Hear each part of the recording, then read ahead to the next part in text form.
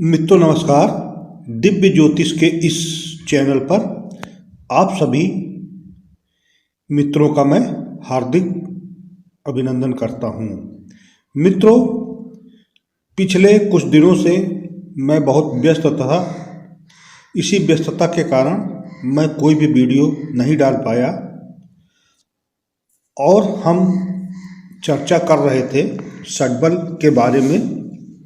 उसी कड़ी में मैंने पिछले वीडियो में बात की थी कुछ ग्रहों को लेकर कि यदि ये षटबल में मजबूत हैं तो जातकों को उनके क्या परिणाम मिलते हैं। इसी षटबल की कड़ी को आगे बढ़ाते हुए तीसरे भाग में मैं कुछ अन्य बिंदुओं पर प्रकाश डालूंगा जिससे कि आपको षटबल को समझने में और भी आसानी होगी। तो मित्रों, चूंकि विषय हमारा लंबा है इसलिए आपका ज़्यादा समय न लेते हुए आइए चलते हैं अपने कार्यक्रम की ओर। ग्रहों का चतुर्विध संबंध। मित्रों, आइए अब आगे के विषय में हम जानते हैं। सबसे पहले तो होता है क्षेत्र संबंध। मित्रों, इसमें जब दो ग्रह एक दूसरे की राशि में स्थित होते हैं तो क्षेत्र संबंध उन ग्रहों में आपस में हो जाता है और इसलिए इसे हम परिवर्तन योग भी कह सकते हैं। दृष्टि संबंध।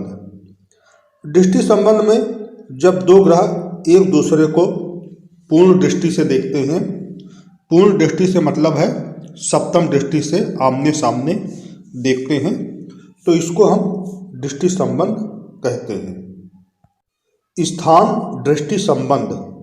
जब किसी ग्रह को उसकी अधिष्ठित राशि का स्वामी पूर्ण दृष्टि से देखता हो तो उसे हम स्थान दृष्टि संबंध कह सकते हैं। युति संबंध। जब किसी भी भाव में दो ग्रह एक साथ बैठे हों तो वह युति संबंध होता है। किसी भी एक भाव कुंडली के किसी एक भाव में जब दो ग्रह एक साथ बैठते हैं तो उनको हम युति संबंध कहते हैं। यदि कुंडली में दो ग्रह जब युति संबंध बनाते हैं तो ऐसे ग्रह जो कि उस कुंडली धारक के लिए अशुभ होते हैं, ऐसे योग राजयोग को वह अशुभ ग्रह खंडित कर देते हैं। तो इस प्रकार से अशुभ युति संबंध भी बनता है।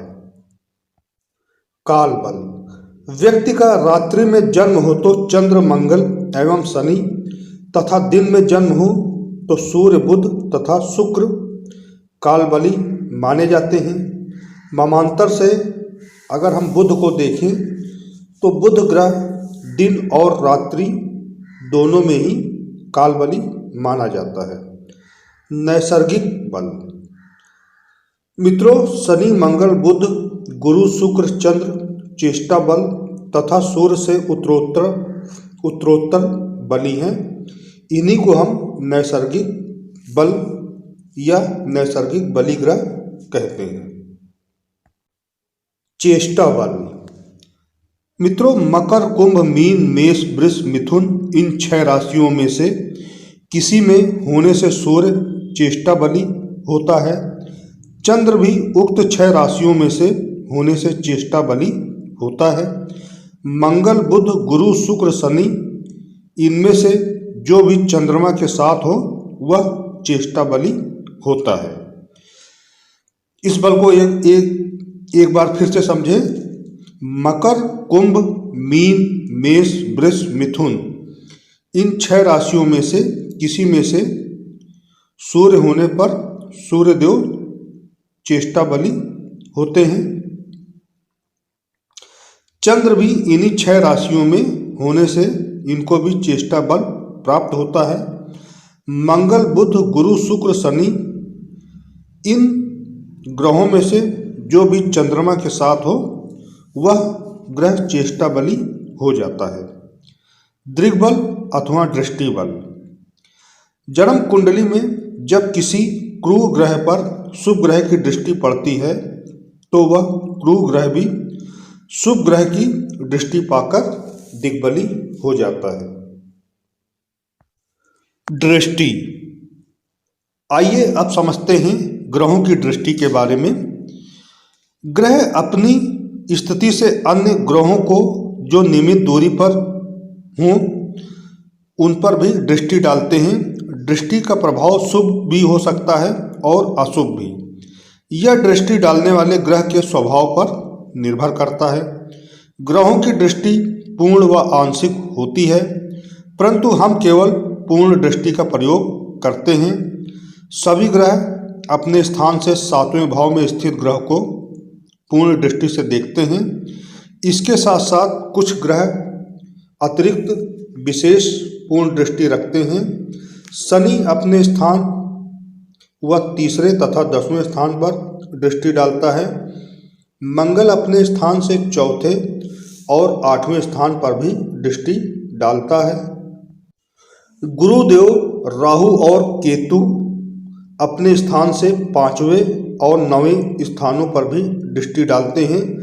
दृष्टि का प्रभाव भी हम तभी मानेंगे जब दृष्टि डालने वाले और दुष्ट ग्रह के भोगांश में अंशों का अंतर 5 अंश या 5 अंश से कम हो।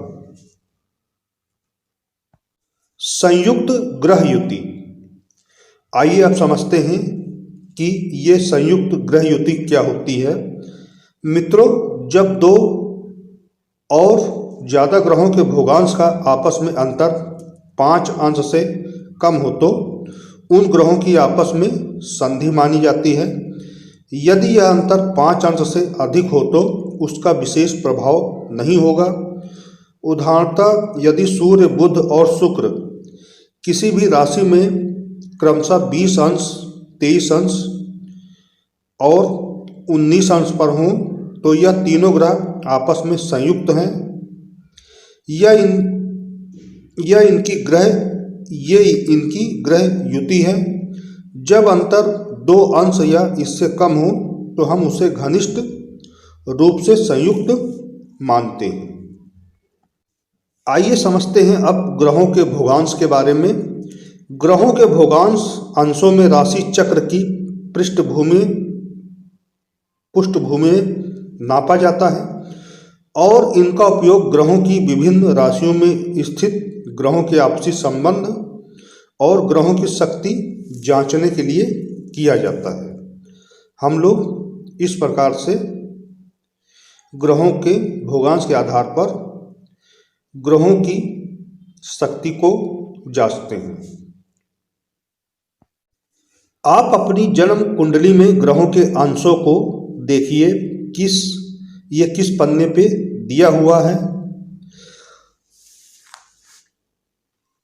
और इसका शीर्षक निम्न प्रकार से होता है: जन्म के समय की ग्रहों की स्थिति।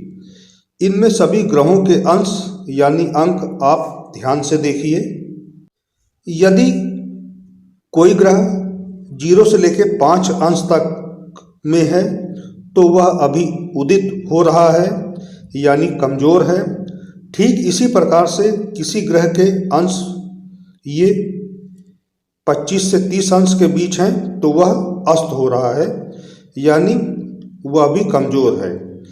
बाकी 5 अंश से लेकर 25 अंश तक के अंशों में आए सभी ग्रह बलवान माने जाते हैं। जो ग्रह कमजोर हैं उससे संबंधित रत्न धारण करने पर उस ग्रह का अच्छा फल मिलने लगता है।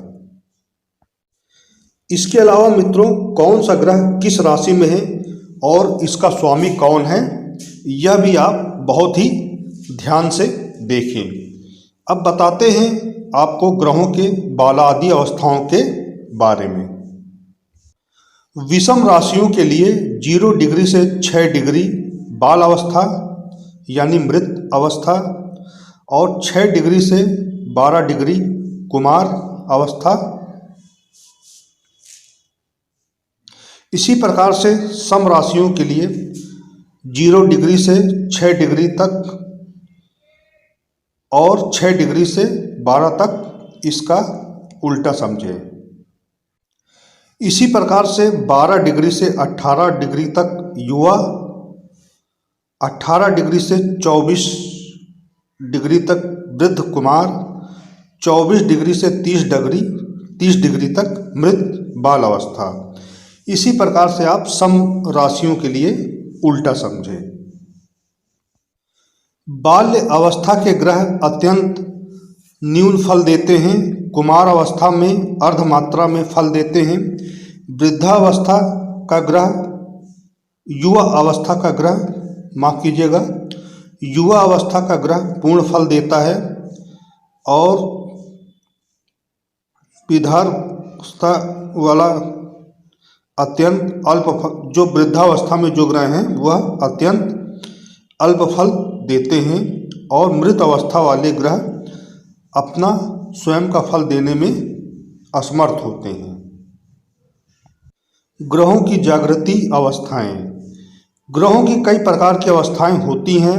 ये अवस्थाएं ग्रहों के अंश अथवा अन्य कई नियमों के आधार पर आधारित होती हैं। इन्हीं अवस्थाओं में से ग्रहों की एक अवस्था जागृत या जागृति अवस्थाएं होती हैं। इन अवस्थाओं के आधार पर ग्रह विभिन्न फलों का प्रतिपादन करते हैं। इस प्रकार से मित्रों, आज के वीडियो में हमने षटबल के बारे में कुछ और जानकारी दी तथा कुछ मुख्य बिंदुओं पर प्रकाश डाला। अगली कड़ी में हम और भी जो षटबल के लिए महत्वपूर्ण नियम अथवा बिंदु हैं उन पर प्रकाश डालेंगे। तब तक के लिए मित्रों, जय श्री राम।